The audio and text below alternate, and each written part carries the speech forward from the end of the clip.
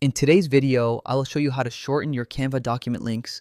Canva links can be long and messy, but with just a few steps, you can make them clean, professional, and easier to share.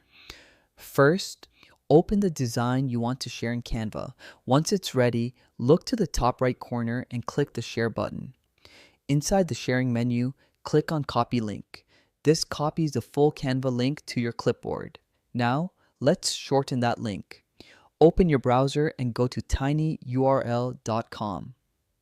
This is one of the most popular and free link shortening tools. On the tinyurl homepage, you'll see a field to paste your link. Go ahead and paste the Canva link you copied earlier. Now, click the Shorten URL button.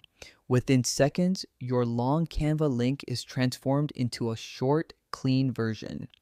Copy the shortened link and save it. You can use it in emails, presentations, or social posts without worrying about a cluttered URL. Shortened links are not only easier to share, but they also look more professional, especially when you're sending them to clients, colleagues, or adding them to event materials. And that's it. You've just learned how to shorten your Canva document links using tinyurl.